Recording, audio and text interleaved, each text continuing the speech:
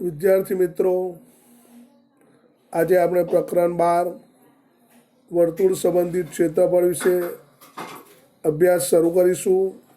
તો સૌથી પહેલાં કેટલીક અગત્યની બાબતો આજનો દિવસ આપણે એના વિશે અભ્યાસ કરીશું.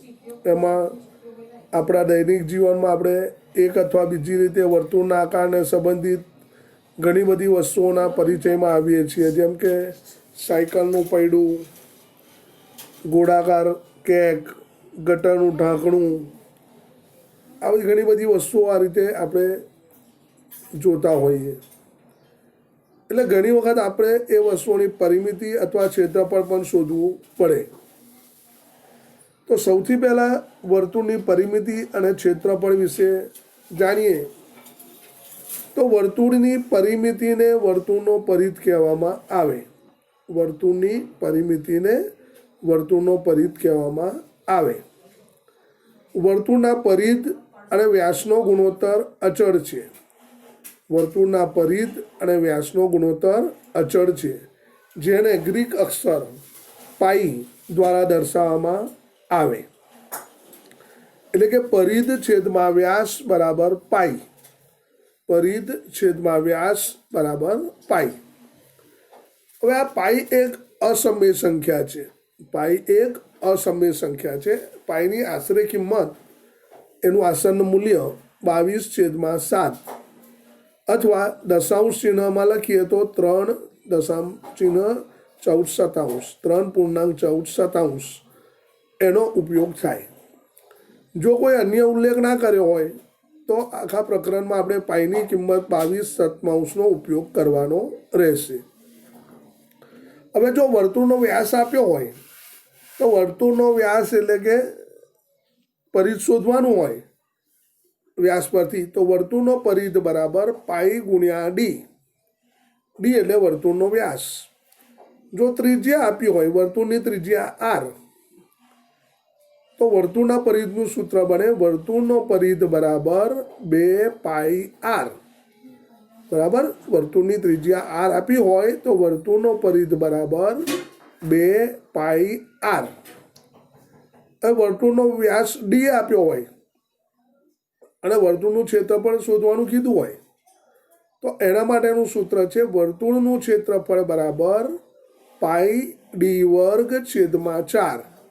વર્તુળનું ક્ષેત્રફળ શોધવાનું સૂત્ર થાય, જો ડી આપ્યો હોય, વ્યાસ આપ્યો હોય તો પાઈ ડી વર્ગ છેદમાં 4. અને જો વર્તુળની ત્રિજ્યા આર આપી હોય, વર્તુળની ત્રિજ્યા આર આપી હોય તો વર્તુળનું ક્ષેત્રફળ શોધવાનું સૂત્ર પાઈ આર વર્ગ. વર્તુળનું ક્ષેત્રફળ શોધવાનું સૂત્ર પાઈ આર વર્ગ. આર એટલે કે વર્તુળની ત્રિજ્યા. આ થઈ વર્તુળની વાત. હવે અર્ધવર્તુળ વિશે જોઈએ. તો વર્તુળનો કોઈપણ વ્યાસ વર્તુળનું 2 સમાન ભાગમાં વિભાજન કરે છે. હવે વ્યાસ એટલે શું?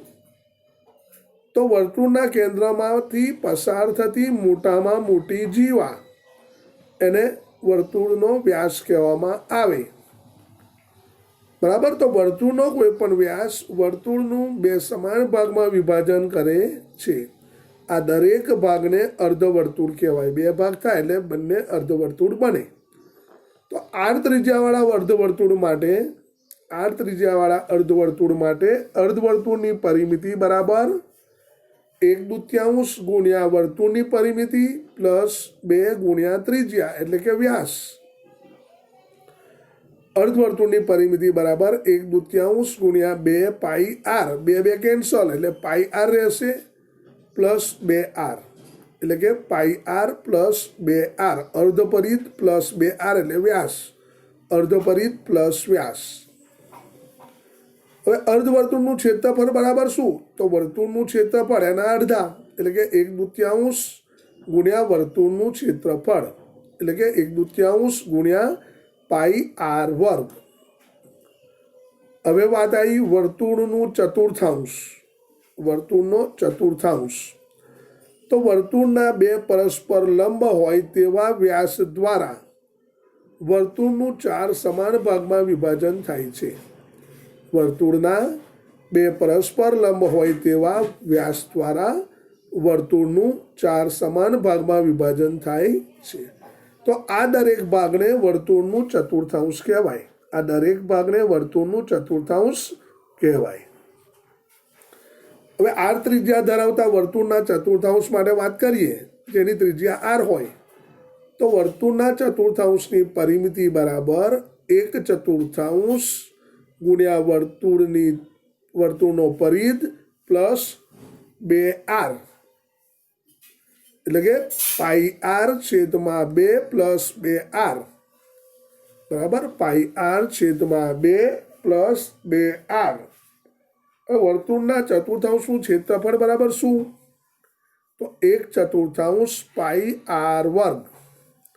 વર્તુળના ચતુર્થાંશનું ક્ષેત્રફળ બરાબર 1/4 πr². હવે કંકણાકારનું ક્ષેત્રફળ. બે સમકેન્દ્રી વર્તુળો C1 અને C2 વચ્ચે ઘેરાયેલા ભાગને કંકણાકાર કહેવામાં આવે. કંકણાકારની વ્યાખ્યા શું?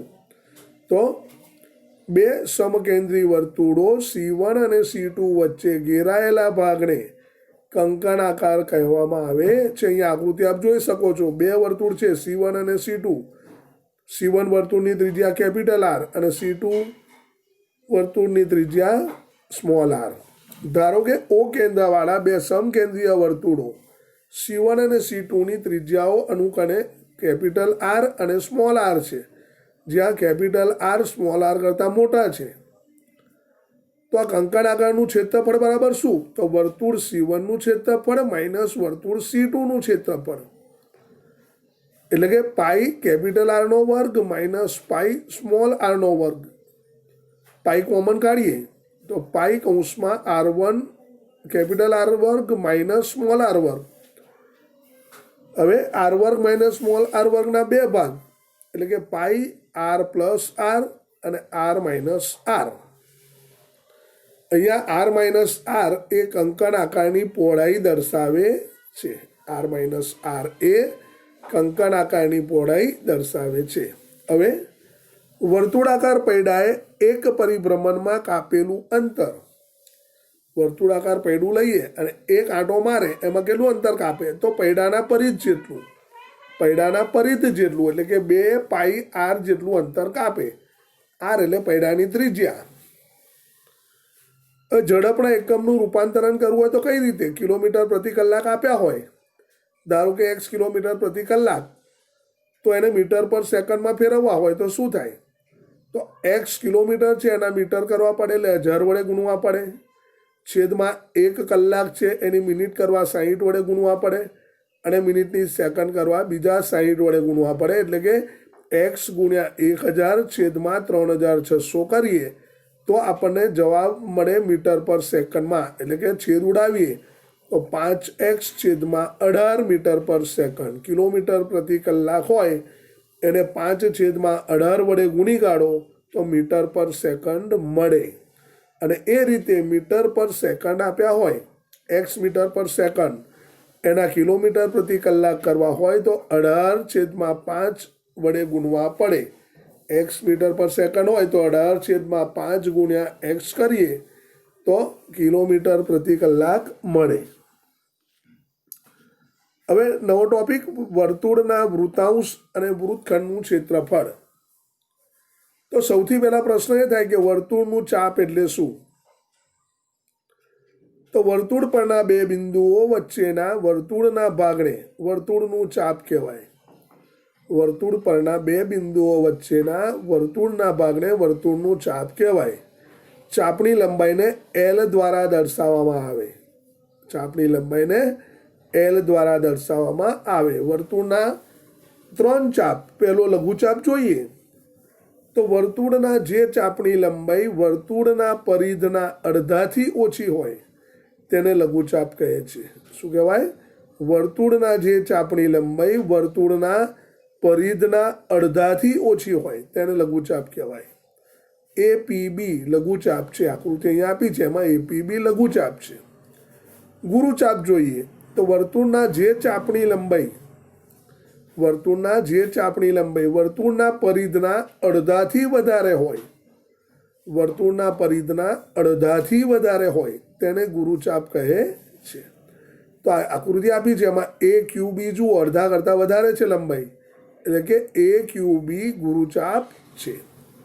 હવે અર્ધવર્તુળ ચાપ, તો વર્તુળના જે ચાપની લંબાઈ વર્તુળના પરિધના અડધા જેટલી હોય તેને અર્ધવર્તુળ કહેવામાં આવે, અર્ધવર્તુળ ચાપ કહેવામાં આવે. એટલે કે વર્તુળના જે ચાપની લંબાઈ વર્તુળના પરિધના અડધા જેટલી હોય તેને અર્ધવર્તુળ ચાપ કહેવાય છે. જો લઘુચાપ એપીબીના અંત્ય બિંદુઓ એ અને બીમાંથી દોરેલ ત્રિજ્યાઓ વચ્ચેના ખૂણાનું માપ થીટા હોય અને વર્તુળની ત્રિજ્યા આર હોય તો લઘુચાપ એપીબીની લંબાઈ બરાબર થીટા છેદમાં 360 ગુણ્યા 2 પાઈ આર.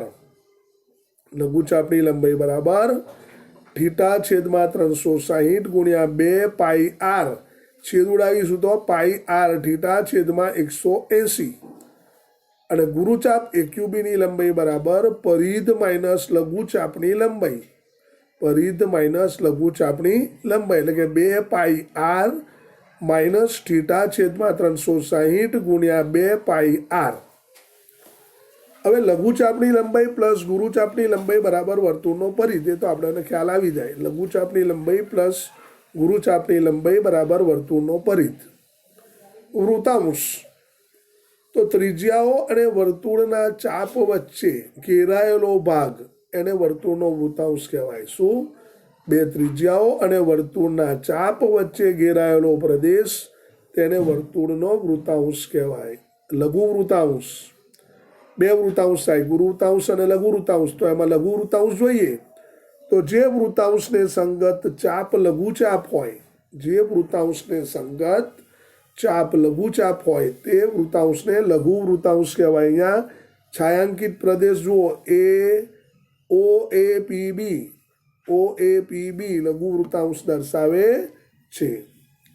હવે ગુરુ વૃતાંશ, તો જે વૃતાંશને સંગત ચાપ ગુરુચાપ હોય, જે વૃતાંશને સંગત ચાપ ગુરુચાપ હોય તે વૃતાંશને ગુરુ વૃતાંશ કહે છે. આપેલ આકૃતિમાં ઓ બી ક્યુ એ છાયાંકિત વગરનો પ્રદેશ, છાયાંકિત નથી એવો પ્રદેશ ઓ બી ક્યુ એ ગુરુ વૃતાંશ દર્શાવે છે. હવે વૃતાંશના ખૂણા, તો કોઈ પણ વૃતાંશને સંગત ચાપ વર્તુળના કેન્દ્ર આગળ જે ખૂણો આંતરે તે ખૂણાને વૃતાંશનો ખૂણો કહેવાય. કોઈ પણ વૃતાંશને સંગત ચાપ વર્તુળના કેન્દ્ર આગળ જે ખૂણો આંતરે તે ખૂણાને વૃતાંશનો ખૂણો કહેવાય. આપેલી આકૃતિમાં લઘુ વૃતાંશ ઓ એ પી બીનો ખૂણો થીટા છે અને ગુરુ વૃતાંશ ઓબી ક્યુ એનો ખૂણો 360 માઇનસ થીટા થાય. લઘુ વૃતાંશનો ખૂણો થીટા હોય તો ગુરુ વૃતાંશનો ખૂણો 360 માઇનસ થીટા થાય. લઘુ વૃતાંશનો ખૂણો 180 અંશ કરતાં ઓછો હોય, લઘુ વૃતાંશનો ખૂણો 180 કરતાં ઓછો હોય અને ગુરુ વૃતાંશનો ખૂણો 180 અંશ કરતાં વધારે હોય. જો આર ત્રિજ્યાવાળા વર્તુળના કોઈ લઘુ વૃતાંશના ખૂણાનું અંશ માપ શૂન્ય હોય, થીટા હોય, થીટા, તો લઘુ વૃતાંશનું ક્ષેત્રફળ બરાબર પાઈ આર સ્ક્વેર થીટા છેદમાં 360 અને ગુરુ વૃતાંશનું ક્ષેત્રફળ બરાબર વર્તુળનું ક્ષેત્રફળ માઇનસ લઘુ વૃતાંશનું ક્ષેત્રફળ, એટલે કે પાઈ આર વર્ગ માઇનસ પાઈ આર વર્ગ થીટા છેદમાં 360. હવે ગુરુ વૃતાંશનું ક્ષેત્રફળ જોઈએ તો ગુરુ વૃતાંશનું ક્ષેત્રફળ બરાબર પાઈ આર વર્ગ અંશમાં 360 માઇનસ થીટા છેદમાં 360 એના દ્વારા પણ મેળવી શકાય.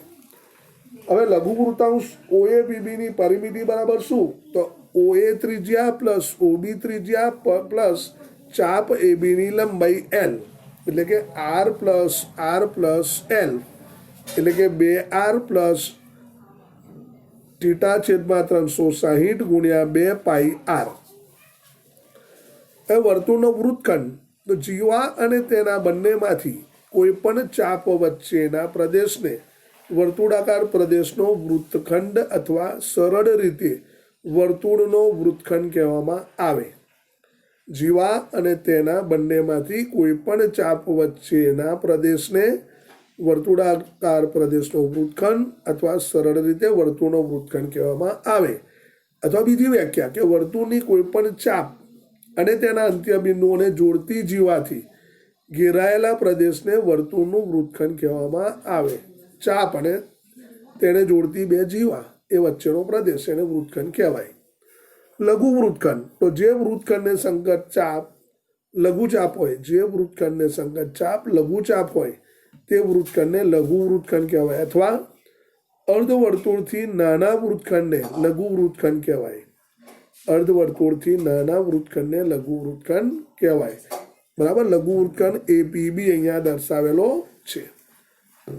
ગુરુ વૃત્તખંડ, તો જે વૃત્તખંડને સંગત ચાપ ગુરુચાપ હોય, જે વૃત્તખંડને સંગત ચાપ ગુરુચાપ હોય તે વૃત્તખંડને ગુરુ વૃત્તખંડ કહેવામાં આવે. અર્ધવર્તુળથી મોટા વૃત્તખંડને ગુરુ વૃત્તખંડ કહેવાય. બીજી વ્યાખ્યા. બરાબર. તો બિન છાંયાંકિત પ્રદેશ, શું? બિન છાંયાંકિત પ્રદેશ ગુરુ વૃત્તખંડ BQ એ દર્શાવે છે.